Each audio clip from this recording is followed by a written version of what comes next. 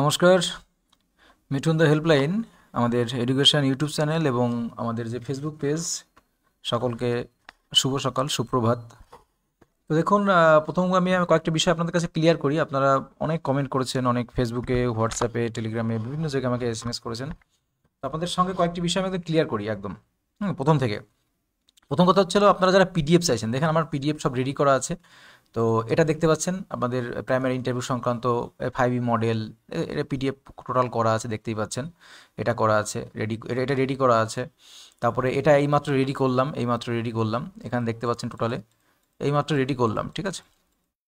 আপনাদের এটা peacock model দিয়ে, এভরিথিং দিয়ে, সব কিছু এবিলিটি টু জেড আছে। তো প্রথমেই বলি, দেখুন আবারও বলছি, এই সমস্ত ক্লাস বাইরে যেখান থেকে করাচ্ছে সেখানে আপনাদের পেইড ব্যাচে টাকা নিচ্ছে, দেখতে পাচ্ছি তো টাকা নিচ্ছে, অনেক টাকা নিচ্ছে। ক্লাস করাচ্ছে, টাকা নিচ্ছে, বিভিন্ন কিছু করছে। তো আপনারা আমাকে টাকা দেবেন, ঠিক আছে। এই যে পেইড ব্যাচ লিখে দিয়েছি, ঠিক আছে, ফ্রি ব্যাচ চালাচ্ছি। তো চলুন, আজকের ক্লাসটা খুবই গুরুত্বপূর্ণ, মোস্ট ইম্পর্ট্যান্ট। আর এখানে দেখতে পাচ্ছেন, এটা হচ্ছে আপনাদের এই ক্লাসটা, এটা আগে রেডি করেছিলাম। এটা হচ্ছে আপনাদের কোথায় গেল, হ্যাঁ, এটা আসলে 5E মডেল, এটা 5E মডেল, ঠিক আছে। ইন্টারভিউ 5E মডেল কি, ঠিক আছে, 5E মডেল কি, পিডিএফ, হ্যাঁ, কি বোঝাতে কী বোঝো, 5E মডেল, এইগুলো এভরিথিং সব কিছু আমার রেডি করা আছে। তো আজকের ক্লাসটা আমাদের কী হবে, আজকের ক্লাসটা দেখুন খুব গুরুত্বপূর্ণ, অবশ্যই ভিডিওটাকে শেয়ার করবেন, এটুকু অনুরোধ থাকবে। আর আজকের ক্লাসে কী দেখবো প্রথমে একটু জেনে নিই। দেখুন, আমাদের ইন্টারভিউ এর প্রধান কয়েকটি বিষয় রয়েছে, সেই বিষয়গুলো আগে সবার আগে জানতে হবে। এখানে দেখতে পাচ্ছেন আমি পর করে একদম A to Z সব কিছু আলোচনা করব, এবং শেষে গিয়ে আমাদের পিকক মডেলটা আলোচনা করব। পিকক মডেলটা এইমাত্র আমি রেডি করলাম। আচ্ছা, প্রথমে বলি, আমার সময় খুব কম। আপনারা যারা আমাকে বিভিন্নভাবে হোয়াটসঅ্যাপে, বিভিন্ন জায়গায় এসএমএস করছেন, তো আমি একটু প্রচণ্ড প্রেশারে আছি, প্রচণ্ড চাপে আছি। চাপ বলতে আমার সামনে মেন রয়েছে সাব ইন্সপেক্টরের, কেপিএসআইয়ের। তো এই জন্য আপনাদের পিছনে সময় দিতে একটু কম পারছি। আপনাদের আর না হলে পরে সব কিছুই ফ্রি, সব কিছুই আমার কাছে আছে, আমি কোনো টাকা পয়সা কিছু নিই না, সব দিয়ে দিতাম যা ছিল আমার কাছে, যা আছে আপনি সব পেয়ে যাবেন। আমার কাছে যে পিডিএফ আছে সব পেয়ে যাবেন, যেগুলো যা আমার মোটামুটি রেডি করা আছে সব পেয়ে যাবেন। তো আমি মেনের জন্য আমি আপনাদের রেগুলার ক্লাস দিতে পারছি না, রেগুলার প্রেশার আপনি ইয়ে করতে পারছি না, তো তার জন্য দুঃখিত। আর বাকি আপনারা যারা পিডিএফ করছেন, পিডিএফগুলো দিয়ে দেবো। আর যে আমি যে ফেসবুকে যে প্রশ্নগুলো দিয়েছি, মোস্ট ইম্পর্টেন্ট, ওই প্রশ্নগুলো থেকেই ধরে, বেশি বেশি করে ওইগুলো থেকেই ধরবে। তো সেই প্রশ্নগুলো আমি আপনাদের উত্তর দিয়ে দেবো, ঠিক আছে, উত্তরগুলো দিয়ে দেবো, করে দেবো, লাইভে এসে করে দেবো। তো চলুন আজকের ক্লাসটা শুরু করি। তো প্রথমেই দেখুন কয়েকটা বিষয়, যে প্রাথমিক শিক্ষক নিয়োগের, আবারও বলছি, আপনাদের যে পেইড ব্যাচ আছে, বিভিন্ন জায়গায় দেখবেন পেইড ব্যাচ চলছে বাজারে, এখন পেইড ব্যাচের রমরমা চলছে। হ্যাঁ, সেই পেইড ব্যাচে আমার মনে হয় এর থেকেও খারাপ কিছু শেখায়, ঠিক আছে, যাই হোক। আচ্ছা, ভুল লিখলাম, BATCH। আচ্ছা, তো যাই হোক, দেখুন আমরা শুরু করছি আজকের ক্লাসটা। শেয়ার করবেন প্লিজ, বিভিন্ন গ্রুপে শেয়ার করবেন, যতগুলো গ্রুপ আছে সমস্ত গ্রুপে শেয়ার করবেন, নিজের ফেসবুক প্রোফাইলে শেয়ার করবেন। আর নিজের প্রোফাইলে শেয়ার করার পরেই কিন্তু আপনারা পিডিএফগুলো পাবেন। আবারও বলে দিচ্ছি, নিজের প্রোফাইলে শেয়ার না করলে পিডিএফ পাবেন না, পরিষ্কার কথা। আমি টাকা পয়সা কিচ্ছু নিই না, কিচ্ছু চাই না, কোনো কিছুর প্রয়োজন নেই, আমার কাছে যা আছে সব পেয়ে যাবেন। কিন্তু নিজের প্রোফাইলে শেয়ার করতে হবে এবং গ্রুপে শেয়ার করতে হবে। তো চলুন, তাহলে সব পেয়ে যাবেন। আমার কাছে যা আছে মোট কথা সেগুলো দিয়ে দেবো, এবং যে প্রশ্নগুলো আমি ফেসবুকে দিয়েছি, যেগুলো থেকে ইন্টারভিউ ধরে, সেগুলো আমরা অ্যান্সার করে দেবো। দেখুন, যে বলছে প্রাথমিক শিক্ষক নিয়োগের ইন্টারভিউয়ে যে বিষয়গুলি লক্ষ্য রাখবেন। প্রথম কথা হচ্ছিল আপনার বলার ভঙ্গিমা, আপনার কথা বলার স্পষ্টতা, আপনার বডি ল্যাঙ্গুয়েজ, শব্দের স্পষ্ট উচ্চারণ, বিষয় সম্পর্কে আপনার কতটা স্পষ্ট এবং স্বচ্ছ ধারণা আছে, যুক্তিবোধ, পরিবেশ, সমাজ, রাজনৈতিক সম্পর্কে আপনি কতটা সচেতন, আপনার উপস্থিত বুদ্ধি, আপনি কোন বিষয়ের উত্তর, মানে আপনার কোনো বিষয়ে উত্তর দেওয়ার ভঙ্গিমা সবার থেকে ইউনিক হতে হবে। ইন্টারভিউ বোর্ডে ঢোকা, চেয়ারে বসা, হাত পা নড়াচড়ার ভঙ্গিমা, আপনার ড্রেস, এগুলো কিন্তু টোটালটা ডিপেন্ড করে আপনার ইন্টারভিউ 10-এ 10 পাবেন না ইন্টারভিউ 10-এ 2 পাবেন, তার উপর ডিপেন্ড করে। এগুলো জানা দরকার আছে। শুধু ইন্টারভিউর জন্য প্রস্তুতি নিলাম, পড়লাম, প্রশ্ন গাদা মুখস্থ করে গেলাম, কিন্তু এগুলোর কিন্তু সবার আগে এগুলো বেশি গুরুত্বপূর্ণ। তারপর দেখুন যে আমরা কিন্তু, ভালো কথা, আপনারা যারা আমাদের হোয়াটসঅ্যাপে যারা ওপেন ডিসকাস করতে চান, কোনো প্রবলেম, আমাদের হোয়াটসঅ্যাপ গ্রুপে জয়েন করবেন, আমাদের টেলিগ্রাম গ্রুপ আছে সেখানে জয়েন করবেন, আমাদের ইউটিউব চ্যানেল আছে মিঠুন দ্য হেল্পলাইন বলে, সেখানে জয়েন করবেন। দেখুন পরবর্তী প্রশ্ন, যে Paschimbanga primary trade interview room এর বিষয়ে কি বলা হচ্ছে এইটা একটু জানতে হবে যে ইন্টারভিউ রুমে অ্যাকচুয়ালি কতজন করে থাকে আপনাদের এই প্রাথমিক শিক্ষক নিয়োগে। দেখুন আপনাদের ভাইবা বোর্ড বা ইন্টারভিউ ডিপিএসসির একজন কর্মকর্তা থাকে, ডিপিএসসির একজন কর্মকর্তা থাকবে এবং জেলা সরকারি কলেজের অধ্যাপক এবং অধ্যাপিকাদের নিয়ে কিন্তু বোর্ড গঠিত হয়। আপনাদের বোর্ডে এখানে বানানটা ভুল হয়ে গেছে, বোর্ডে 3 থেকে 4 জন সর্বোচ্চ সদস্য উপস্থিত থাকতে পারে। কজন? 3 থেকে 4 জন। তাহলে কে থাকছে? ডিপিএসসি বোর্ডের কর্মকর্তারা থাকবেন এবং জেলার সরকারি কলেজের অধ্যাপক অধ্যাপিকারা থাকবেন। সরকারি কলেজ কিন্তু, সরকারি কলেজের অধ্যাপক অধ্যাপিকারা, বিভিন্ন জেলা সরকারি কলেজের অধ্যাপক অধ্যাপিকারা থাকবে। তারপর দেখুন পরবর্তী যেটা, এটা অ্যাকচুয়ালি আমি ইউটিউবে ক্লাস করিয়েছিলাম মনে হয় রাত। এবার আপনি দেখুন পরবর্তী যে পার্টটা রয়েছে যে ইন্টারভিউ রুমে যে বিষয়গুলো মাথায় রাখবেন। আচ্ছা, এটা দরকার নেই, স্যানিটাইজেশনের এখন খুব প্রয়োজন নেই, সার্জিক্যাল মাস্কও হয়তো এখন আর প্রয়োজন হবে না। আচ্ছা, এইখান থেকে গুরুত্বপূর্ণ দেখুন, অযথা কারোর সাথে ইন্টারভিউ রুমে গিয়ে পাশে কারোর সাথে কথা বলবে না, কারণ আপনি সিসিটিভির আন্ডারে থাকবেন, সেটা কিন্তু অনেকের নজরে আসতে পারে।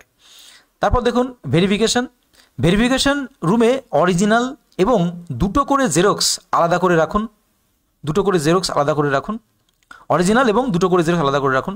জেরক্স ডকুমেন্ট সাইন করতে বলা হবে যখন, ভালো করে এই বিষয়টা দেখবেন, অনেকে কিন্তু এই সিম্পল মিস্টেকগুলো কিন্তু স্যারদের চোখে পড়ে। যখন আপনার জেরক্স ডকুমেন্টস সাইন করতে বলা হবে তখন নীল অথবা কালো কলম দিয়ে নিজের স্বাক্ষর করুন, ওই দিনের তারিখ লিখুন। চোখ কান অবশ্যই খোলা রাখবেন, সতর্ক রাখবেন, ওই সময় যেন স্বাক্ষর করতে বাকি না থাকে কিছু। তারপর দেখুন যে পরবর্তী ইন্টারভিউ, প্রাথমিক শিক্ষক নিয়োগ ইন্টারভিউ রুমে ঢোকা ও বেরোনোর কৌশল। আমরা কিন্তু প্রশ্ন অবশ্যই যাব, আগে এগুলো বললাম, আগে মেন পার্টগুলো আগে জানতে হবে। আগে দুম করে আমরা ইন্টারভিউয়ের প্রশ্ন চলে গেলাম, আগে মেন বিষয়গুলো আপনারা জানেন অবশ্যই, সকলেই শিক্ষক।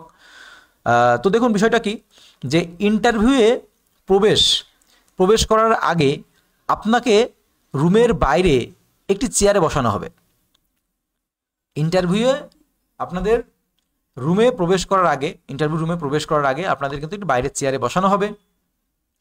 কিছু সময় পর একটি বেল পড়বে, একটা বেল আওয়াজ হবে, বেল পড়বে। আপনাকে উঠে দাঁড়িয়ে শান্ত মনে ইন্টারভিউ রুমের দরজা হালকা করে খুলে বলতে হবে, আমি কি আসতে পারি? May I come in sir? বাংলায় বলবেন যারা বাংলার স্টুডেন্ট, যারা ইংলিশ স্টুডেন্ট, ইংলিশে যদি 100% কনফিডেন্স থাকেন যে আমি ইংলিশ অনার্গল বলতে পারবো তাহলেই বলবেন, নাহলে may I come in sir বলতে পরে দেখা গেল সেখানে একজন কোনো ইংলিশ এক্সপার্ট আছেন, তিনি দেখা গেল যে ইংলিশে অনার্গল প্রশ্ন করতে শুরু করলেন, তখন কিন্তু উত্তর না দিতে পারলে একটা অস্বস্তি বোধ আসবে। এই জন্য যারা বাংলার স্টুডেন্ট তারা বাংলাই বলবেন, ইংলিশ স্টুডেন্টও যদি সেরকম ফ্লুয়েন্ট ইংলিশ বলতে পারেন তাহলে ইংলিশে বলার দরকার আছে আমি মনে করি, না হলে বাংলাই সুইটেবল। তারপর দেখুন ইন্টারভিউ রুমে ঢোকার সময় কারো মানে হাঁটবেন সাধারণভাবে, কোনো কারুকার্য করে হাঁটবেন না, মানে অনেকে স্টাইল করে হাঁটে বিভিন্ন রকমভাবে, এই হাঁটাহাঁটি কিন্তু সাধারণ হাঁটা, সিম্পলভাবে হেঁটে ভিতরে রাখা চেয়ারের বাঁ দিকে গিয়ে দাঁড়াবেন। চেয়ারের ভালো করে বুঝবেন যে চেয়ারে থাকবে, ভিতরে চেয়ারটা রাখা থাকবে, চেয়ারের বাঁ দিকে গিয়ে দাঁড়াবেন, ঠিক আছে? চেয়ারের বাঁ দিকে মনে রাখবেন। আচ্ছা, তারপর বোর্ড মেম্বারদের উদ্দেশ্যে বলবেন গুড মর্নিং অথবা গুড আফটারনুন বা গুড নুন, যেটা যে সময় ইন্টারভিউ দিচ্ছেন। তারপর আপনাকে চেয়ারে বসতে বলবে, আপনি ধন্যবাদ জানিয়ে চেয়ারে বসুন, হাত দুটি হাতের উপর রাখুন সুন্দর করে। আচ্ছা, প্রশ্নগুলি মন দিয়ে শোনার পর একটু সময় দিয়ে উত্তর দিন। প্রশ্ন করার সঙ্গে সঙ্গে মুখের থেকে প্রশ্ন শেষ করতে না করতেই আপনার জানা কোশ্চেন বলে দম করে উত্তর দিয়ে দিলেন, এরকম কিন্তু বিষয় না। শুনে 1 সেকেন্ড বা 3-4 সেকেন্ডের পজ নিয়ে সুন্দর করে পোলাইটলি শান্তভাবে উত্তর দিন। উত্তর দেওয়ার সময় অবশ্যই সমস্ত মেম্বারদের দিকে একবার তাকান, যিনি প্রশ্নটা করেছেন তার দিকে অন্তত 70% লুক দিন, আর যা বাকিরা যাদের তাদের প্রতি 30% লুক দিন, এইভাবে করে।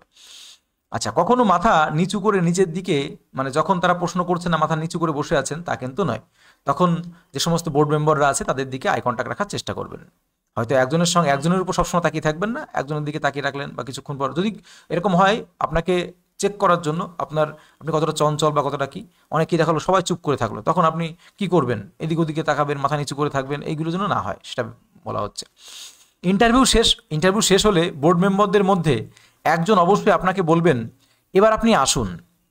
তখন সবাইকে একবার ধন্যবাদ জানিয়ে পিছনে না তাকিয়ে বেরিয়ে আসুন, আর কিন্তু পিছনে তাকাবেন না। এবার চলে আসি পরবর্তী, ইন্টারভিউ বোর্ডে যা করবেন, কি করবেন আর কি করবেন না, এগুলো গুরুত্ব সকলেই জানেন। তারপরে কিন্তু এই ছোটো ছোটো আমরা ভুলগুলো করি, আর করার পর কিন্তু সেগুলো আমরা পরে মানে ভোগান্তি হয় যে সামান্য একটু ভুলের জন্য আমার একটা নম্বর কম হয়ে গেল, এরকম একটু আফসোস হতে পারে, যাতে না হয়। দেখুন, ইন্টারভিউ বোর্ডে যা করবেন, ভদ্র পোশাক পরবেন, নিজেকে যেন স্মার্ট দেখায়, সুন্দর দেখায়, পরিপাটি দেখায়। তাই বলে বিশাল যে হাতে একদম ডিজাইন চশমা, ডিজাইন ঘড়ি, এগুলো কিন্তু না, মজা করলাম। আচ্ছা, মানে পরিপাটি, একদম জেন্টেলম্যান যেন দেখে মনে হয়। নিজের বিষয়ে জেনারেল অ্যাওয়ারনেস, নিজের বিষয় জেনারেল অ্যাওয়ারনেস, কারেন্ট অ্যাফেয়ার্স এ নিজেকে সমৃদ্ধ করতে হবে। ভালো হতে হবে, ধৈর্য ধরতে হবে এবং প্রশ্নগুলো মন দিয়ে শুনতে হবে। ভালো করে ধৈর্য নিয়ে প্রশ্নগুলো মন দিয়ে শুনতে হবে। তারপর দেখুন, সকল সদস্যদের প্রতি আই কন্ট্যাক্ট রাখতে হবে। খোলা মনে বন্ধুত্বপূর্ণভাবে কথা বলতে হবে। আমি এর উপর খুব জোর দিই। ভাববেন যে আপনি কোনো জেন্টেলম্যান, কোনো ভালো মানুষ, ভদ্র মানুষের সঙ্গে একটু বন্ধুত্ব মানে পরিচয় আলাপচারিতা করতে যাচ্ছেন, সেই মানসিকতা রাখবেন যে তারা বিশাল বাঘ, ভাল্লুক, হ্যান ত্যান, স্বাচ্ছতর বিভিন্ন কিছু। হ্যাঁ, এইগুলো মোটেরই দরকার নেই, এগুলো একদমই এগুলো মাথায় রাখবেন না, বোঝা গেল? এগুলো মাথা ঠান্ডা রাখতে হবে। একদম বন্ধুত্বপূর্ণ আচরণ যাকে বলি আমরা, আমি আপনাকে বোঝাই, মনে করুন আপনাদের দূরে কোনো বন্ধু আছে যার সঙ্গে পরিচয় খুব কম হয়, মাঝে মাঝে দেখা হয়, হয়তো দেখা গেল সেই বন্ধুর বাড়িতে গেলেন, তাহলে তার সঙ্গে সুন্দর করে পোলাইট, কত সুন্দর হাসি হুসি জেন্টেলম্যানভাবে কথা বলেন। অপরিচিত যারা একদম কাছের ক্লোজ ফ্রেন্ড তাদের সঙ্গে তো উল্টোপাল্টা কত কিছু হয়, কিন্তু দূরের কোনো বন্ধু যার সঙ্গে খুব কম দেখা হয়, তার সঙ্গে আমরা কীরকম ধরনের জেন্টেলম্যান কোয়ালিটির আচরণ করি, সুন্দর করে তার সঙ্গে পরিপাটিভাবে, ঠিক সেইভাবে বন্ধুত্বপূর্ণ আচরণ করে আসবেন আর রিল্যাক্স থাকবেন, তাহলে ইন্টারভিউ ভালো হবে।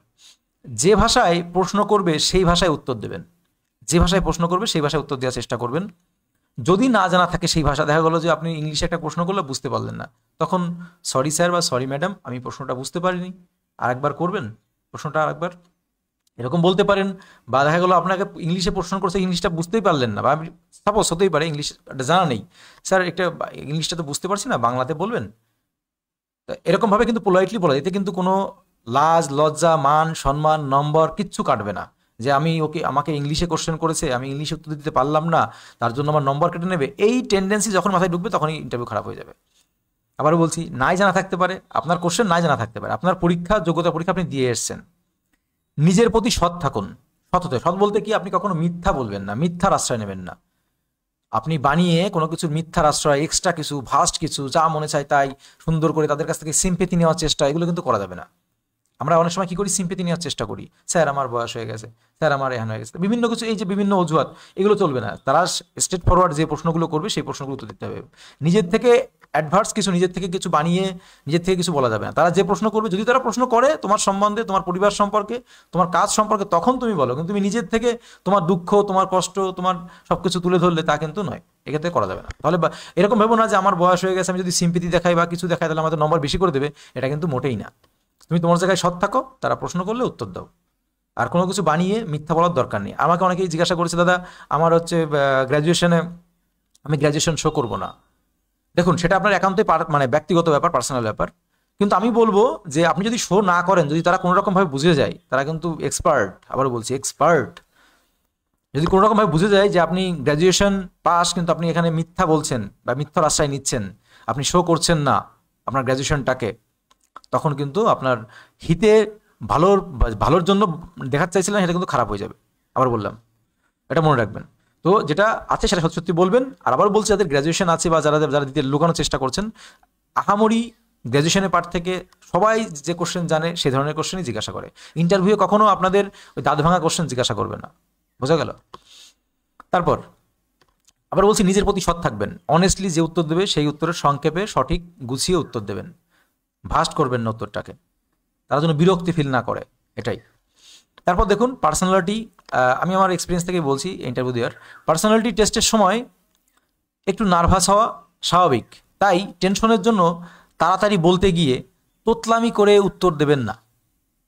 তোতলামি করে উত্তর দেবেন না, অবশ্যই ভিডিওটাকে শেয়ার করবেন।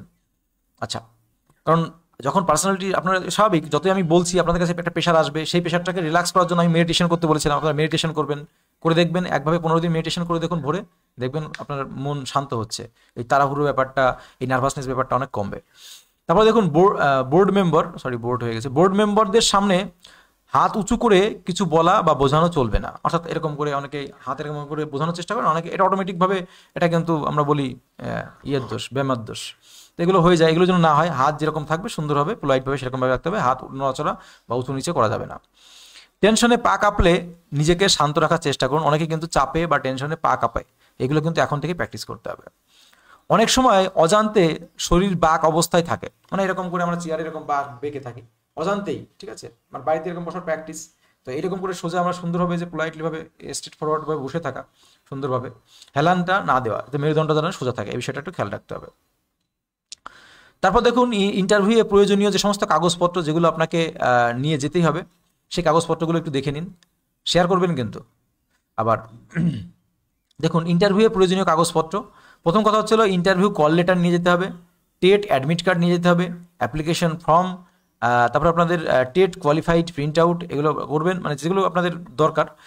Primary TET pass certificate, Madhyamik admit marksheet certificate, Uchcha Madhyamik admit marksheet certificate, SC ST OBC PH certificate, Aadhaar card কিংবা ভোটার কার্ড, 3টি পাসপোর্ট সাইজের ফটো, DLED এর রেজিস্ট্রেশন মার্কশিট সার্টিফিকেট, এছাড়াও রাজ্যের স্তর কিংবা জেলা স্তরের কোনো সার্টিফিকেট থাকলে রাখবেন। আচ্ছা, প্রতিটি ডকুমেন্টস 3 কপি করে জেরক্স করবেন, প্রতিটি ডকুমেন্টস 3 কপি করে জেরক্স করবেন, বোঝা গেল? আচ্ছা, তারপর দেখুন চলে আসি এবারে পোশাক। আমি কোশ্চেনে যাব, কিন্তু তার আগে যেগুলো মেন গুরুত্বপূর্ণ সেগুলো একটু আমরা আলোচনা করছি। সেখানে দাগানো রয়েছে, এই জন্য আমরা এখানে এই ক্লাসটা করেছি। হ্যাঁ, এটা করেছি, ইউটিউবে করেছিলাম। দেখুন এখানে কি বলছে পরবর্তী, যে প্রাথমিক শিক্ষক নিয়োগের ইন্টারভিউয়ের জন্য পোশাক, ছেলেদের জন্য প্রথমে বলছি, ছেলেদের জন্য কীরকম পোশাক হওয়া উচিত, আদর্শ পোশাক। দামি কোনো ব্র্যান্ডের জামাকাপড় ব্যবহার করবেন না, রুচিসম্মত শরীরের গঠনের সঙ্গে মানানসই জামাকাপড় পরতে হবে। আচ্ছা, রুচিসম্মত বলতে আপনারা হালকা হালকা কালারের জামাকাপড় পরবেন, কোনো ডিপ কালারের জামা মানে চকচক করছে, ঝকঝক করছে, সবার চোখে লাগছে, এরকম কোনো জামা পরার দরকার নেই। হালকা কালার পরবেন, সেটা যে কোনো কালার হতে পারে, হালকা, যেন দেখে যেন মনে হয় না যেন ফ্যাশন মারতে এসছে, দেখে যেন জেন্টেলম্যান মনে হয়, এরকম ধরনের কালারের ড্রেস পরবেন। সবাই বেশিরভাগ কিন্তু আকাশি সাদা এগুলো পরে। এছাড়া আপনি যদি মনে করেন যে আমি আকাশি সাদা ও নতুন কিছু পরবো, অবশ্যই পড়তে পারেন, সেটা এক কালারের পরবেন, তো সেটা বেস্ট হবে। এক কালারের যে কোনো কালার, সেটা মেটে কালার হতে যে কোনো কালার হতে পারে, কিন্তু সেটা যেন হালকা কালার হয় এবং কালারটা যেন দর্শনীয় বা সুন্দর হয়। টেটের ইন্টারভিউ দিতে অনেক প্রার্থী দূরবর্তী জেলা, শহর, প্রত্যন্ত গ্রাম থেকে আসে, সেক্ষেত্রে এক সেট জামাকাপড় সঙ্গে আনা দরকার। আমি আপনাদের বলি বিষয়টা একটু খুলবে, এটা কিন্তু খুব গুরুত্বপূর্ণ, অনেকে এই ভুলটা করে।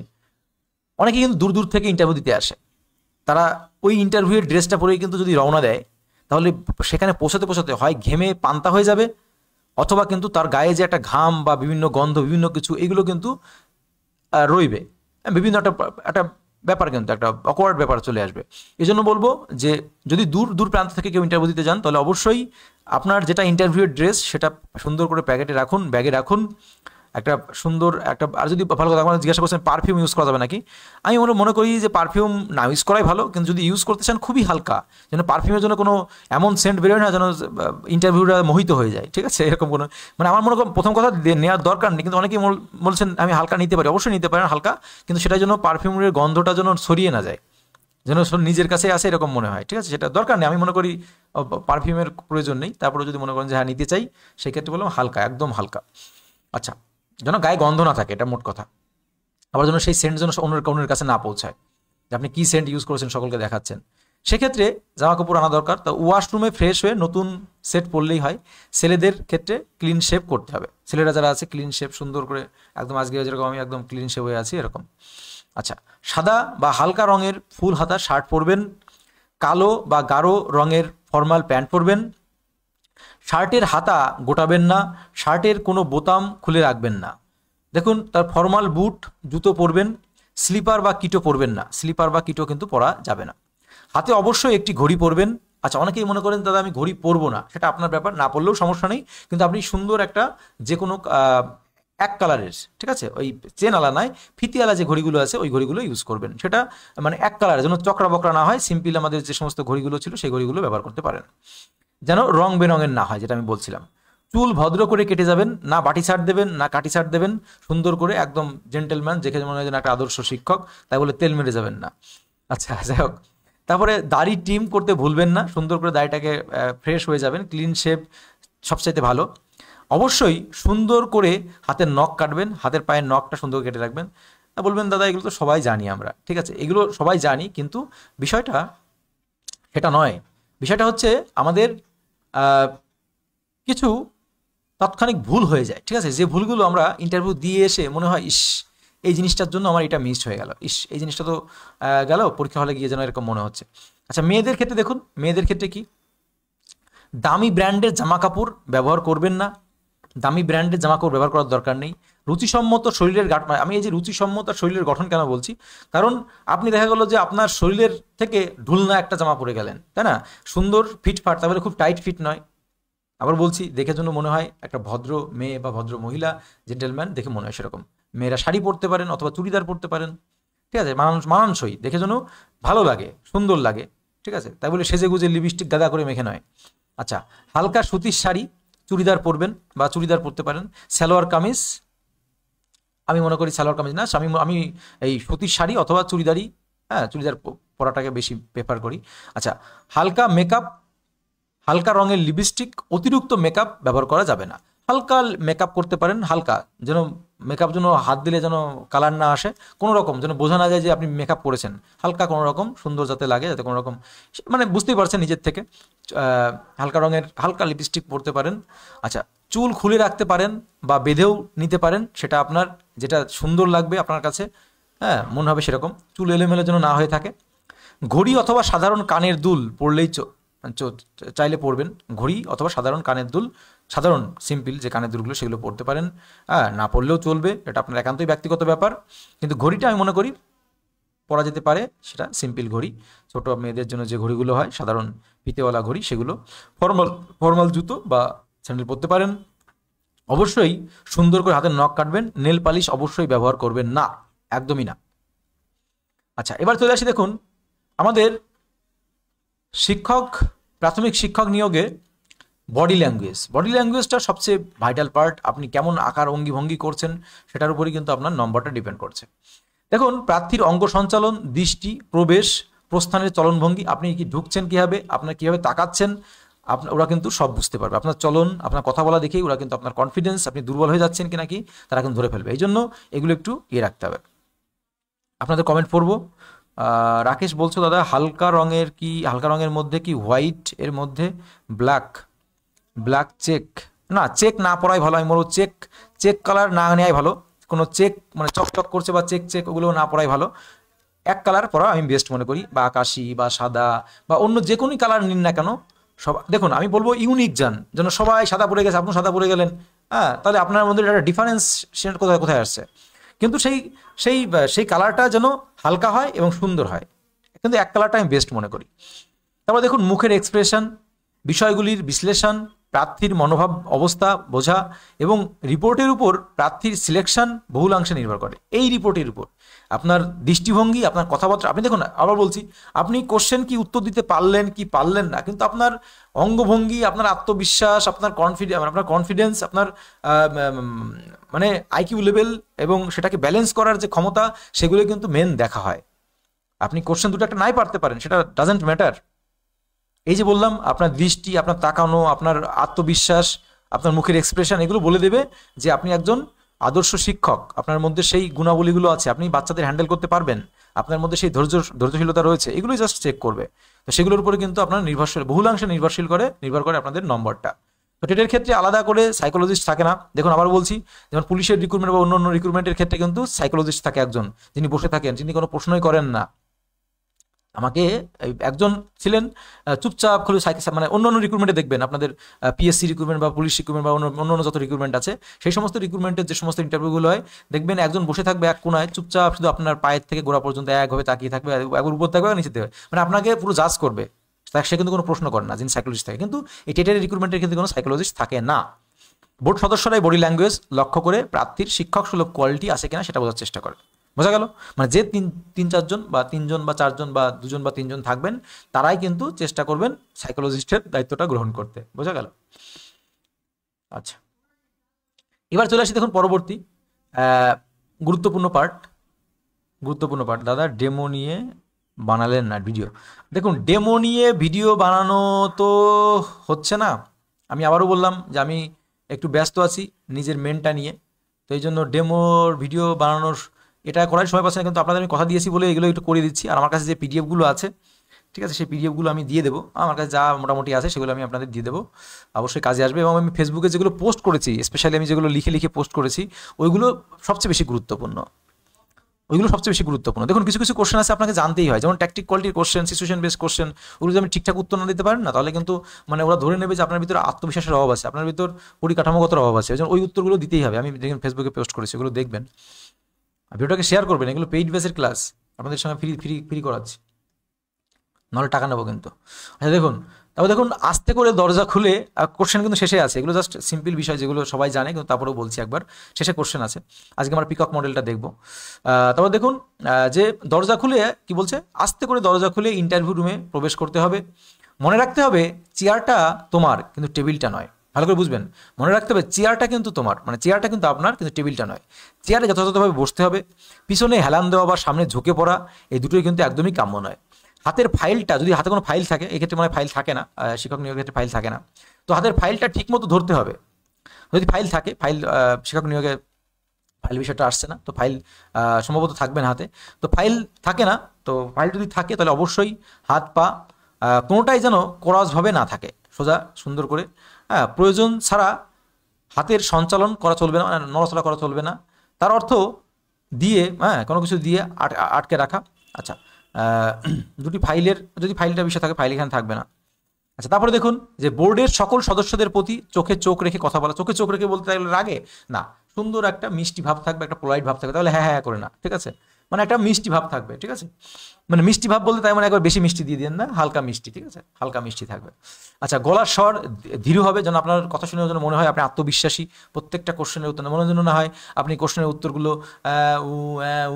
কুতপারি ভারিয়ে দিচ্ছেন। এগুলো কিন্তু আপনি অবশ্যই আয়নার সামনে দাঁড়িয়ে প্র্যাকটিস করবেন, ঠিক আছে। আমরা কিন্তু এগুলো রেগুলার প্র্যাকটিস করি, তো আয়নার সামনে দাঁড়িয়ে এগুলো প্র্যাকটিস করতে হবে, যেন কুতপারাপারি না হয়।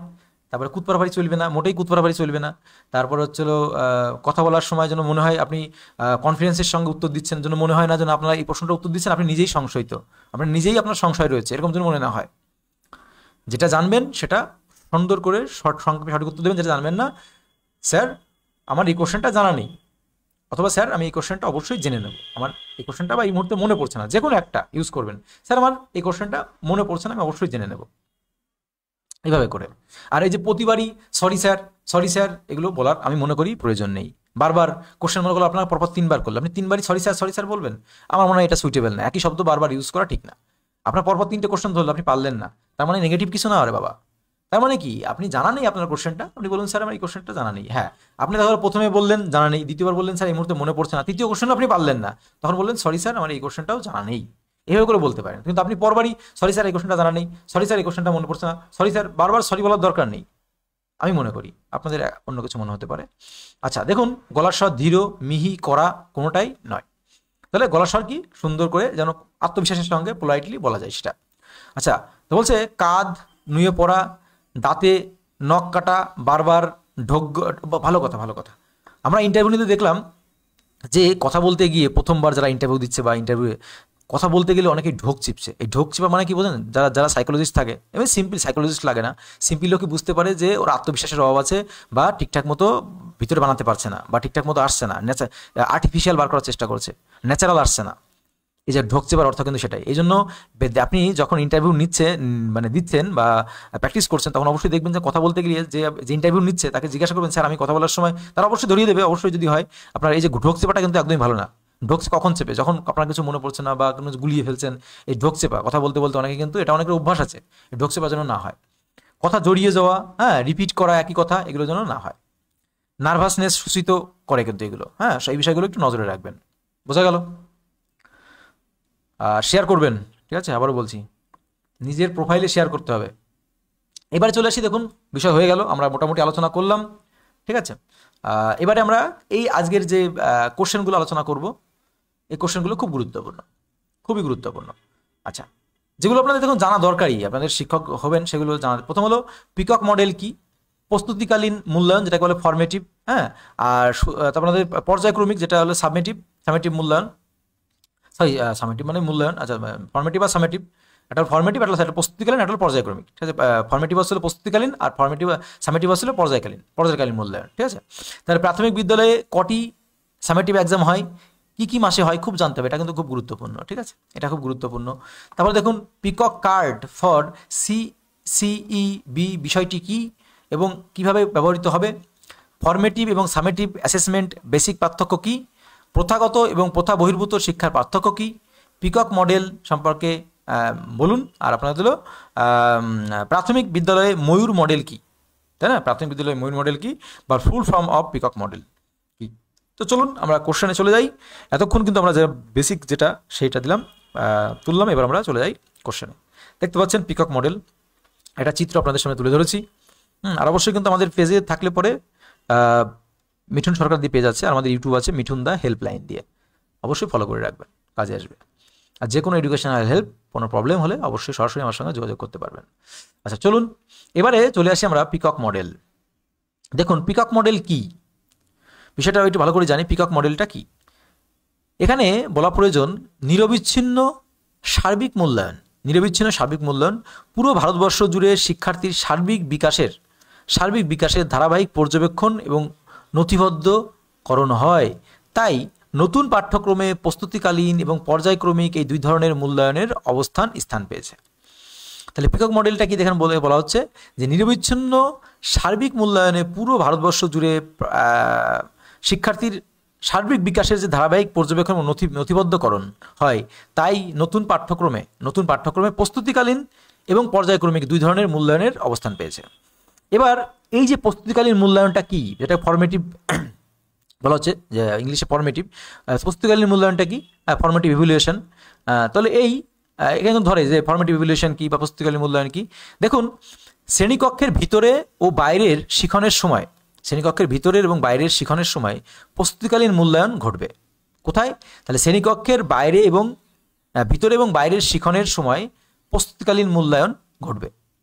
এই মূল্যায়নের জন্য 5টি সূচকের কথা ভাবা হয়েছে।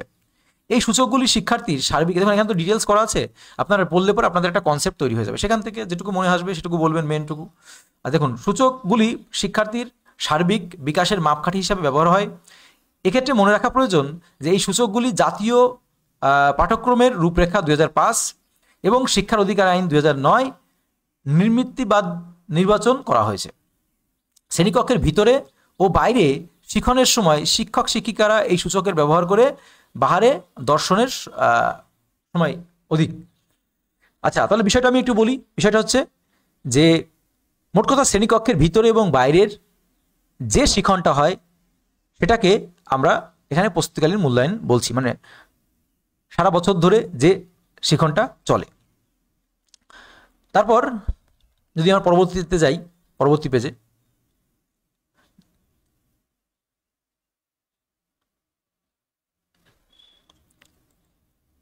দেখুন এই যে আমাদের পিকক মডেল, এই পিকক মডেলের 5টি আপনাদের সূচক রয়েছে। তো সেই সূচকগুলো অবশ্যই মনে রাখতে হবে, যে 5টি সূচক যে নীতির মাধ্যমে পাঠ্যটা হচ্ছে সেটা, এই যে পিকক মডেলটা 1 নম্বর হচ্ছে অংশগ্রহণ পার্টিসিপেশন, 2 নম্বর হচ্ছে প্রশ্ন অনুসন্ধান। আপনাদের কিন্তু কোনো কিছু মনে রাখলেও এই শর্টে এখান থেকে আপনারা শর্টে মনে রাখবেন যে ফর্মেটিভ ইভ্যালুয়েশন কি শর্টে, আর এদিকে হচ্ছিল পিকক মডেল যে 5টা সূচক সেটা কি অংশগ্রহণ পার্টিসিপেশন, তারপর হচ্ছিল প্রশ্ন অনুসন্ধান অর্থাৎ কোশ্চেনিং এবং এক্সপেরিমেন্টেশন, তারপর হচ্ছে 3 নম্বর হচ্ছে ব্যাখ্যা এবং প্রয়োগের সামর্থ্য, ইন্টারপ্রিটেশন অ্যান্ড অ্যাপ্লিকেশন। তারপর দেখুন সমানুভূতি এবং আপনাদের সহানুভূতি এবং সহযোগিতা অর্থাৎ সিম্প্যাথি এবং কোঅপারেশন। তারপর দেখুন নান্দনিকতা এবং সৃজনশীলতার প্রকাশ, অ্যাস্থেটিক অ্যান্ড ক্রিয়েটিভ এক্সপ্রেশন। তো এই যে আপনাদের টোটাল 5টা, এই 5টা কিন্তু মনে রাখতে হবে। কি কি? আপনাদের পিকক মডেল এর যে 5টা সূচক, প্রথমে অংশগ্রহণ, তারপরে প্রশ্ন, অনুসন্ধান। প্রথমে অংশগ্রহণ করবে, তারপরে প্রশ্ন হবে, অনুসন্ধান, তারপরে সেই প্রশ্নের অনুসন্ধান চলবে, খোঁজাখুঁজি চলবে। ডান দিকে দেখতে পাচ্ছেন পিকক মডেল। তারপর দেখুন, তারপরে এসে অনুসন্ধান করার পর সেটা ব্যাখ্যা হবে এবং তার প্রয়োগের সামর্থ্য, সেটার উপর প্রয়োগ করা হবে। তারপরে সহানুভূতি এবং সহযোগিতা, তারপরে সহানুভূতি এবং সহযোগিতা প্রয়োজন রয়েছে। তারপর দেখুন নান্দনিকতা এবং সৃজনশীলতার প্রকাশ, তারপর সেটার থেকে নান্দনিকতা এবং সৃজনশীলতার প্রকাশ হবে। সৃজনশীলতা নতুন করে কোনো কিছু সৃষ্টির বিষয় আসবে। বোঝা গেল? আচ্ছা, এবার দেখুন পরবর্তী, এবার চলে আসে আমাদের পর্যায়ক্রমিক মূল্যায়ন অর্থাৎ সামেটিভ ইভ্যালুয়েশন।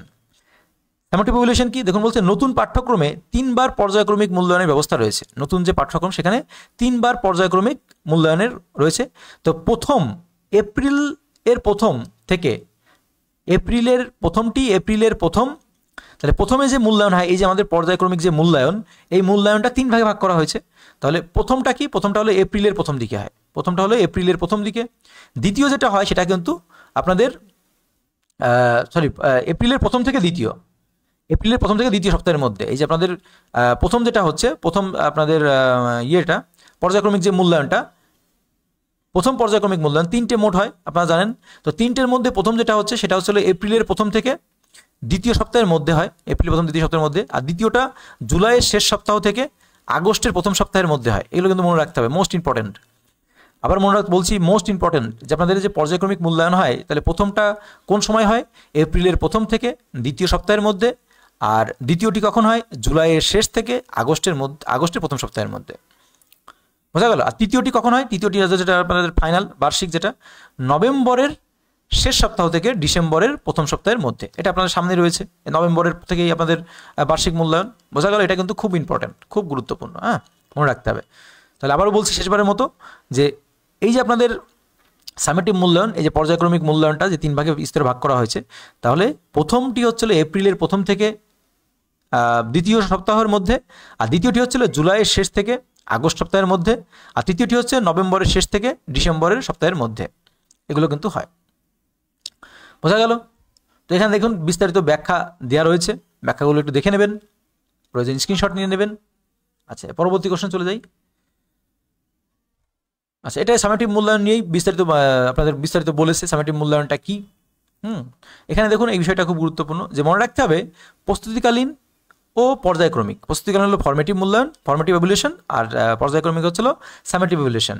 এই দুই ধরনের মূল্যায়নের দৃষ্টিভঙ্গিগত তফাৎ থাকলেও এরা একে অপরের কিন্তু পরিপূরক। প্রস্তুতিকালীন মূল্যায়ন প্রধানত ডায়াগনস্টিক,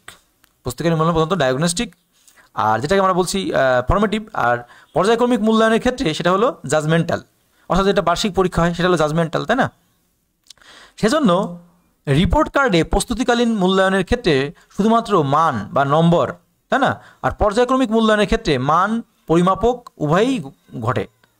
এগুলো এই গানটা কিন্তু খুব গুরুত্বপূর্ণ। তাহলে আপনাদের কাছে বিষয়টা ক্লিয়ার হবে। তাহলে প্রস্তুতিকালীন মূল্যায়নটা কি? অর্থাৎ প্রস্তুতিকালীন মূল্যায়ন বলতে আপনাদের বছরের শুরু থেকে শেষের আগ পর্যন্ত আপনাদের যে বিষয়গুলো চলে, যে চর্চাগুলো চলে, যে পরীক্ষাগুলো হয়, আপনাদের মাঝে মাঝে যে বিভিন্ন ক্লাস টেস্ট বলুন, যে পরীক্ষাগুলো হয়, সেখানে কিন্তু আপনাদের শুধুমাত্র নম্বরের যে বিষয়টা আসে, এই দেখতে পাচ্ছেন যে প্রস্তুতিকালীন মূল্যায়নের ক্ষেত্রে শুধুমাত্র মান অর্থাৎ নম্বরটা দেওয়া হয়। আর পর্যায়ক্রমিক মূল্যায়নের ক্ষেত্রে আমরা বার্ষিক শেষে একদম বছরের শেষ প্রান্তে গিয়ে যেটা হয় সেটা কিন্তু আপনাদের নম্বরও দেওয়া হয়, আবার গ্রেড, কোন গ্রেড পেয়েছেন সেই গ্রেডটাও দেওয়া হয়। বোঝা গেল বিষয়টা? উভয় ঘটে। তাহলে শিক্ষার্থীর জীবনের প্রারম্ভিক শ্রেণীগুলিতে প্রস্তুতিকালীন মূল্যায়ন পর্যায়ক্রমিক মূল্যায়নের থেকে অধিক গুরুত্ব দেওয়া হয়েছে। তাহলে প্রস্তুতিকালীন মূল্যায়ন কি? সারা বছর যেটা আপনাদের ক্লাস টেস্ট, বিভিন্ন কিছু যে পরীক্ষা, বিভিন্ন যে কাজকর্ম করাচ্ছে, সেগুলোর উপর কিন্তু সেটাকে বলা হচ্ছে আপনাদের প্রস্তুতিকালীন মূল্যায়ন। আর পর্যায়ক্রমিক মূল্যায়ন যেটা আপনাদের সামেটিভ, সেটা হচ্ছিল বার্ষিক পরীক্ষা বা ফাইনাল পরীক্ষা যেটা নেওয়া হচ্ছে, সেখানে কিন্তু আপনাদের নম্বর দেওয়া হচ্ছে, গ্রেডেশন করা হচ্ছে, আপনি কেমন কি সেটা আপনার যাচাই বাছাই করা হচ্ছে, ফাইনাল যেটা। তো সেটা হলো বিষয়। তো ধীরে ধীরে পর্যায়ক্রমিক মূল্যায়নের গুরুত্ব বাড়ছে, অর্থাৎ আপনাদের সামেটিভ মূল্যায়নের গুরুত্ব বাড়ছে, যাতে শিক্ষার্থীর মাধ্যমিক স্তরের জন্য উপযুক্ত প্রস্তুতি সুযোগ পায়। শিক্ষার্থী নিজেও যাতে নিজের বিকাশ সম্বন্ধে স্পষ্ট ধারণা লাভ করতে পারে, সেজন্যই মূল্যায়নের রিপোর্ট কার্ডে সুনির্দিষ্ট নির্দেশিকা এবং পরিমাপক দেওয়া হয়। বোঝা গেল কেন সামেটিভ মূল্যায়নে গ্রেডেশন দেওয়া হয়, নম্বর দেওয়া হয়? তাহলে ক্লিয়ার হলো যে সামেটিভ মূল্যায়নটা কি, ফর্মেটিভ ইভ্যালুয়েশনটা কি, আর সামেটিভ ইভ্যালুয়েশনটা বিষয়টা কি। এবার দেখুন যেটা আমি বলছিলাম, এটা মোস্ট ইম্পর্টেন্ট, আমি আলাদা আলাদা করে রেখেছি, যে প্রাথমিক বিদ্যালয়ে কটি সামেটিভ এক্সাম হয় এবং কি কি। তাহলে প্রাথমিক বিদ্যালয়ে সামেটিভ এক্সাম হয় 3টি। সামেটিভ এক্সাম হয় কয়টি? 3টি।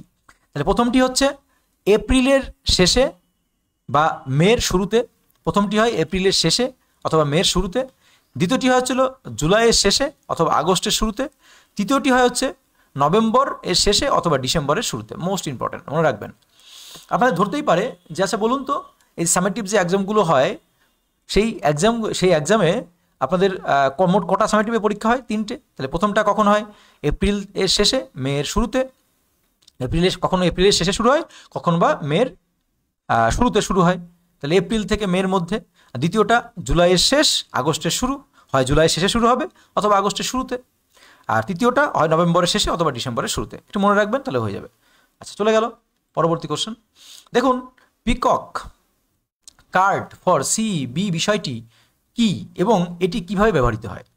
দেখুন, প্রতিটি পর্যায়ক্রমিক মূল্যায়নের আগে, প্রতিটি যে পর্যায়ক্রমিক মূল্যায়ন বলতে বুঝতেই পারছেন, যেটাকে আমরা বলছি যে পরীক্ষাটা হয়ে থাকছে, ফাইনাল পরীক্ষাটা।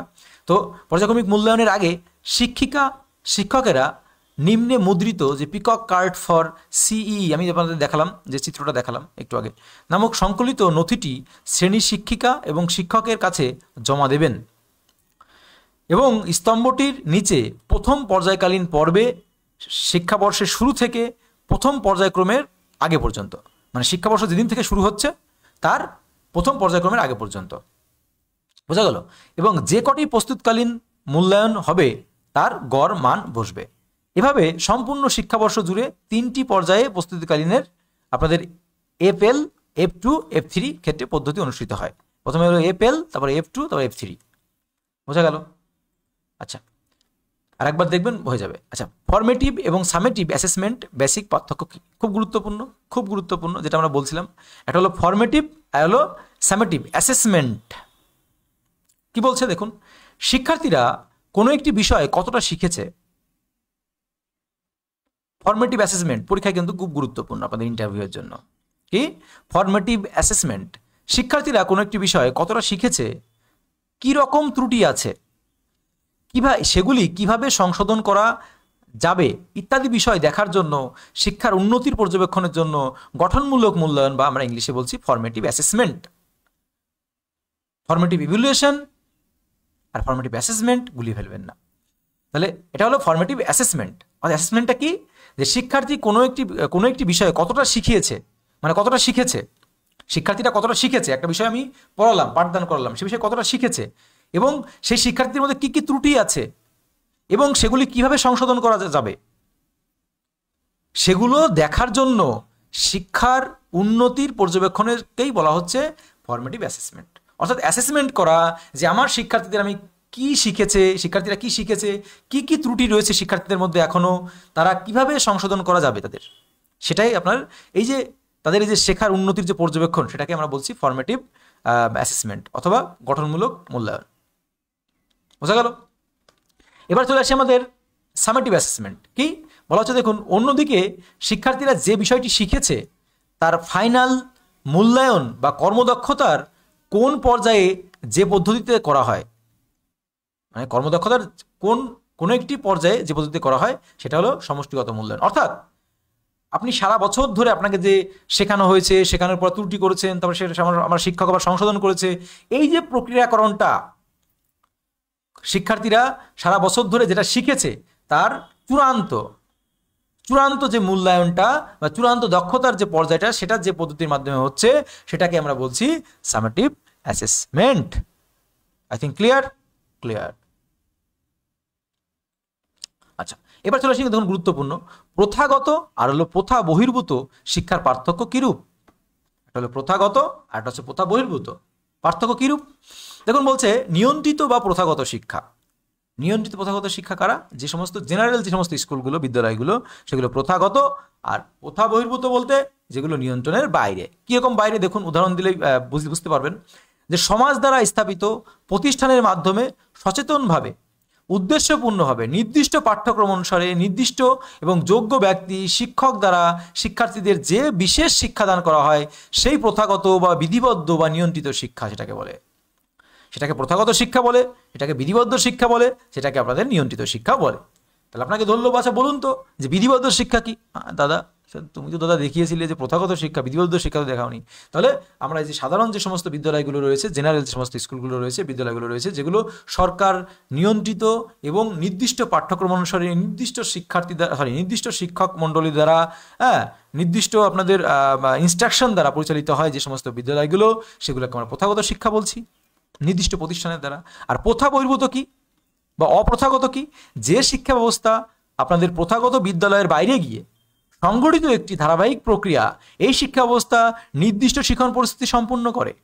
এই শিক্ষা ব্যবস্থা আপনাদের জনগণের শিশু অথবা প্রাপ্তবয়স্ক জন্য স্থির করা হয়।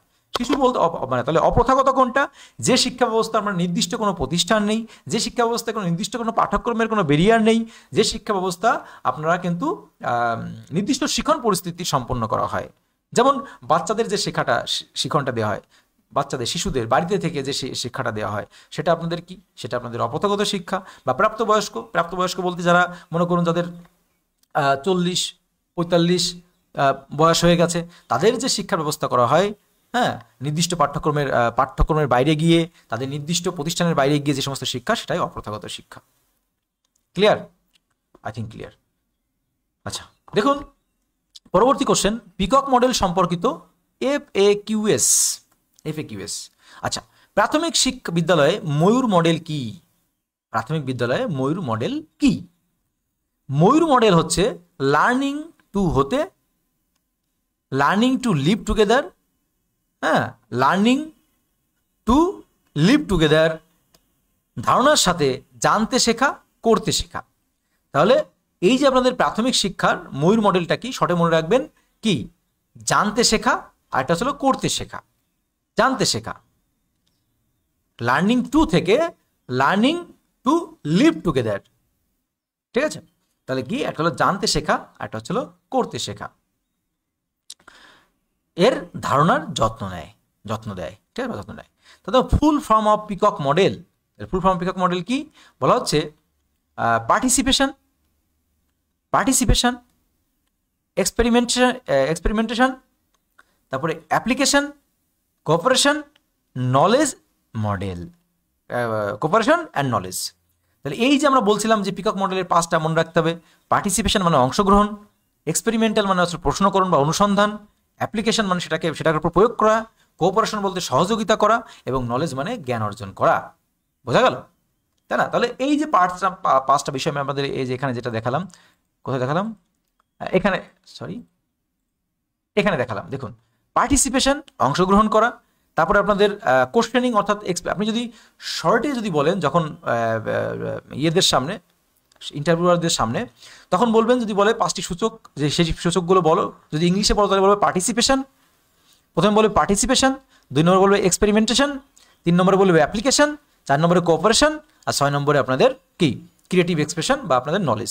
তাহলে প্রথমে কি করছি? আমরা অংশগ্রহণ করছি, পার্টিসিপেশন যদি বাংলায় বলো তাহলে অংশগ্রহণ, তারপরে 2 নম্বরে প্রশ্নকরণ এবং অনুসন্ধান, তারপরে সে নম্বরে অ্যাপ্লিকেশন মানে প্রয়োগ করা, তারপরে আছে কোঅপারেশন মানে সহযোগিতা করা, তারপরে আছে আমাদের নলেজ মানে সৃজনশীলতা বা নান্দনিকতা, যেটাকে আমরা বলছি এক্সপ্রেশন বা নলেজ। বোঝা গেল বিষয়টা? এটা কিন্তু খুব গুরুত্বপূর্ণ, এইটা ভাষাটা খুব গুরুত্বপূর্ণ, যেটা বলছিলাম। কোথায় গেল? এই তো এটা। তাহলে পিকক মডেলের 5টা কি? প্রথমে আমি এখানে শর্টে দিয়ে আছে, এটা ভালো বুঝতে পারবেন। পার্টিসিপেশন, অংশগ্রহণ করতে হবে প্রথমে, তারপরে এক্সপেরিমেন্টেশন, অর্থাৎ আপনার কি করতে হবে? এক্সপেরিমেন্টেশন বলতে আপনার সেটা করতে হবে, অনুসন্ধান করতে হবে বা প্রশ্নকরণ, এক্সপেরিমেন্ট করতে হবে, না? এক্সপেরিমেন্ট করতে হবে, অনুসন্ধান করতে হবে, সেটা কি জানতে হবে অংশগ্রহণের পর। তারপরে অ্যাপ্লিকেশন মানে প্রয়োগ করতে হবে, সেটা আমরা যখন অনুসন্ধান করব বা সেটাকে খুঁজে বার করে সেটাকে তারপরে প্রয়োগ করবো, তো তাই না? অ্যাপ্লিকেশন করবো। তারপরে কোঅপারেশন, তারপরে আমরা সহযোগিতার মাধ্যমে সেটাকে আমরা কোঅপারেটিভ প্রয়োগ করার পর সেটাকে কোঅপারেটিভ করে দেখবো যে সেটা ঠিকঠাক মতো কাজ হচ্ছে কিনা বা কি হচ্ছে। তারপরে দেখবো নলেজ, তারপর সেখান থেকে আমরা কি জ্ঞান লাভ করবো, তাই না? নতুন কিছু সৃষ্টি হবে, ক্রিয়েটিভ কিছু আসবে। তাহলে participation, experimentation, application, cooperation and knowledge, এই হচ্ছে পিকক মডেল। তো দেখুন, ক্লাসটা এখানে শেষ হলো। আপনাদের সঙ্গে পাক্কা কত সময় কাটালাম জানি না, লাইভে বলে দেখতে পাচ্ছি না কত সময় কাটিয়েছি আপনাদের সঙ্গে। তো যাই হোক, পুরো ক্লাসটা দেখতে পাচ্ছেন, এখানে টোটাল ক্লাসটা রয়েছে। তো বিষয়টা হচ্ছে, আপনারা যারা আমাদের এই ফেসবুক পেজে নতুন, আর পেইড ব্যাচ, এটা ফ্রি পেইড ব্যাচ, এই জন্য মূল্যায়ন কম হবে, যে ফ্রি পেইড ব্যাচের আবার কোনো মূল্য আছে নাকি ফ্রি পেইড ব্যাচের। তো আপনারা যারা মূল্য দিতে চাইছেন না, তারা টাকা পাঠাবেন আমার ফোনপে গুগল পেতে, ঠিক আছে?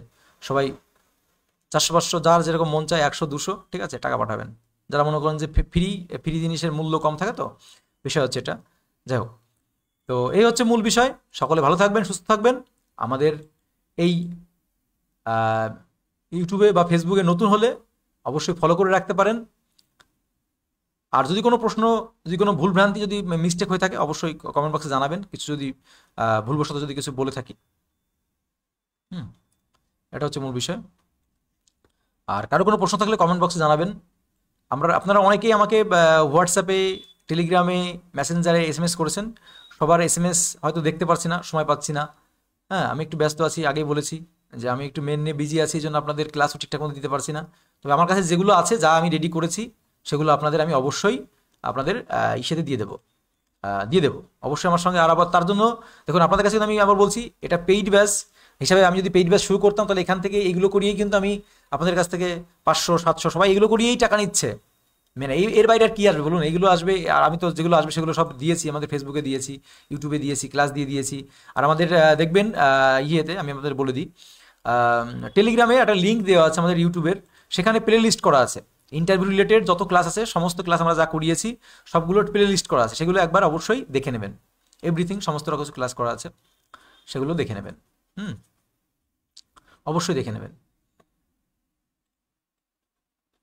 আর অবশ্যই আপনারা যদি পিডিএফটা পেতে চান, তাহলে নিজের ফেসবুক পেজ অথবা অন্যান্য বিভিন্ন পেজে শেয়ার করুন, অবশ্যই পিডিএফ পেয়ে যাবেন। আমার কাছে যা আছে সব দিয়ে দেবো, তার জন্য টাকা পয়সা কিচ্ছু লাগবে না। বিভিন্ন জায়গায় টাকা নিচ্ছে, এই সমস্ত পিডিএফ একসঙ্গে করে নিয়ে বাজারে বিক্রি করছে। তো আমি বাজারে বিক্রি করতে চাই না।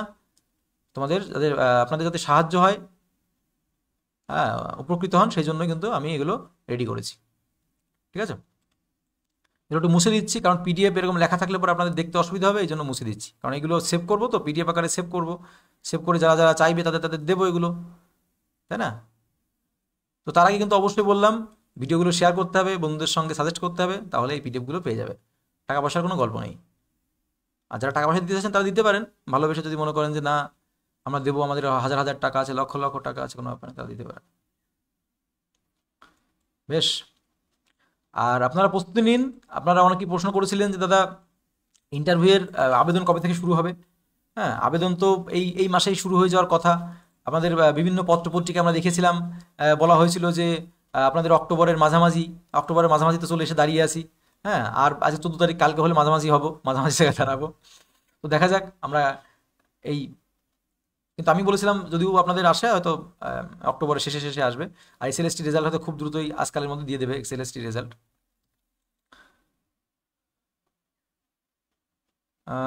কি শান্তনু বলছো দাদা, তোমার কি কোনো মেন এক্সাম আছে? হ্যাঁ, আমার মেন এক্সাম আছে গো, মেন আছে। কি বলছো দাদা? আমি ওবিসি বি ছিলাম, বাট এখন ওবিসি এ। ভ্যালিডেশন হচ্ছে নাকি? ভ্যালিডেশন বুঝতে পারলাম না। দেখুন, যারা ওবিসি এ থেকে বিতে গেছেন, বি থেকে এতে এসছেন, এই যে প্রাথমিকভাবে যারা ঠিক করে নিয়েছেন ঠিক আছে, যারা ঠিক করতে পারেননি তাদেরও ইন্টারভিউয়ে যে আমরা বলছেন দাদা ইন্টারভিউয়ে গিয়ে কোনো সমস্যা হবে কিনা, ইন্টারভিউয়ে প্রবলেম হবে কিনা, ইন্টারভিউয়ে কিন্তু আপাতত কোনো প্রবলেম হবে না, ইন্টারভিউ দিতে পারবেন ঠান্ডা মাথায়, কোনো সমস্যা হবে না, নো টেনশন। কিন্তু ওটা আপনারা অবশ্যই ঠিক করে নিতে হবে। আর এই যে কীভাবে ঠিক করবেন, আপনাকে অনলাইনে ফর্ম ফিল আপ করতে হবে, ভিডিও যেতে হবে, ভিডিও থেকে বহুত ঝামেলা আছে, ভিডিও থেকে বিডিও অফিসে যেতে হবে, তারপর আপনাদের পঞ্চায়েতে আসতে হবে, আবার ভিডিও যেতে হবে, সমস্ত ডকুমেন্টস রেডি করতে হবে, এখানে জমা দিতে হবে, ওখানে জমা দিতে হবে, আপনারা জানেন যারা এগুলো করতে হয়। হুম। আর কারো কোনো প্রশ্ন আছে? প্রশ্ন থাকলে অবশ্যই কমেন্ট বক্সে জানাতে পারেন। যদি কারো কোনো প্রশ্ন থাকে তাহলে কমেন্ট বক্সে অবশ্যই জানান। আর প্রস্তুতি জোর কদমে শুরু করে দিন, ডেমোর জন্য রেডি করুন। প্রত্যেকটা ক্লাস থেকে আপনাদের বাংলা থেকে 2টো করুন, ইংরেজি থেকে 2টো করুন, অঙ্ক থেকে 2টো করুন, পরিবেশ থেকে 2টো করুন, ব্যাস হয়ে গেল ডেমো। ডেমো তো আপনার হাজার হাজার ক্লাস দেখছেন, সব বাজারে 500 টাকা, 1000 টাকা, 5000 টাকা, 10,000 টাকা করে নিয়ে নিয়ে ডেমো ক্লাস দিচ্ছে। তো এই জন্য আমি আর ডেমো ক্লাস দিচ্ছি না, আপনারা দেখতে পাচ্ছেন কত সুন্দর সুন্দর ডেমো দেখতে পাচ্ছি। তো ওগুলোই দেখুন, আমি আপনাদের এগুলো করাচ্ছি। আর আমি ডেমোর সুযোগ পেলে অবশ্যই ডেমো করে দেবো, ডেমোর সুযোগ পেলে অবশ্যই ডেমো করে দেবো, ঠিক আছে। আর ডেমোর সুযোগ না পেলে, ডেমো তো হাজার হাজার ভিডিও দেখছেন আপনারা, কোনো অভাব নেই বাজারে, মার্কেটে এখন সোশ্যাল মিডিয়ার যুগ। আচ্ছা, সেভ করে দিচ্ছি, হ্যাঁ এটাকে সেভ করে নিই, সেভ, চলুন সেভ করে দিয়েছি। এবার পিডিএফটা রেডি হয়ে গেল, ঠিক আছে, বেশ, পিডিএফ কিন্তু রেডি। দেখুন এটা কিন্তু আর একটা পিডিএফ আমরা রেডি করেছিলাম, এটা আর একটা পিডিএফ। এই যে ইন্টারভিউ সংক্রান্ত যে 5E মডেলটা, ঠিক আছে, 5E মডেলটা কি এগুলো কিন্তু জানতে হবে, ঠিক আছে। তারপরে সিবিএসসি সিস্টেমটা কি, চতুর্থ শ্রেণীতে বৃত্তি পরীক্ষা কি, কেন হয়েছে, প্রাথমিক স্কুল বিভাগের সিলেবাস কমিটিতে কারা আছেন, কমিটির কাজ কি, হ্যাঁ কোনো শিক্ষার্থী যদি আপনাকে বলে স্যার ম্যাম আপনাকে খুব সুন্দর লাগছে, তাহলে আপনি কি তাকে বলবেন, হ্যাঁ তাহলে বালা, হ্যাঁ বালা আপনাদের কি, বালা কি, যেটা বিল্ডিং অ্যাজ লার্নিং এইডস, এই বালা কি, এগুলো পরীক্ষায় ধরে। তারপরে আপনাদের কোনো শিশু ফেল করার অর্থ কি, এতে শিক্ষকের কি দোষ, না শিক্ষার্থীর বিষয়টি বিভিন্ন দৃষ্টিভঙ্গি থেকে ব্যাখ্যা করুন, হ্যাঁ কোনো শিক্ষার্থী কোনো প্রশ্ন ভুল করলে উত্তর কী হয়, কী করবেন, হ্যাঁ সিবিএসসি সিস্টেম কি, এগুলো সব দেখুন পিডিএফ করা হয়েছে, এগুলো ক্লাস করিয়ে দেবো, পরপর করিয়ে দেবো, নো টেনশন। কোনো শিক্ষার্থী ভুল প্রশ্ন উত্তর দিলে আপনি কী করবেন, এগুলো অনেক কিছু রয়েছে, সেগুলো আলোচনা হবে ধীরে ধীরে, সব পিডিএফ আকারে করা আছে। আর পিডিএফগুলো আমি দিয়ে দেবো, বললাম যারা বিভিন্ন গ্রুপে অন্তত মিনিমাম 5টা গ্রুপে শেয়ার করবে তারাই কিন্তু পাবে। কারা পাবে? যারা মিনিমাম 5টা গ্রুপে শেয়ার করবে, নিজের প্রোফাইলে শেয়ার করবে, তারা কিন্তু পেয়ে যাবে। আর বাকিরা যদি মনে করেন যে না আমি শেয়ার করবো না, তাদের নেবো, তারা তো মানির ব্যবস্থা আছে। চলুন টাটা, বাই বাই।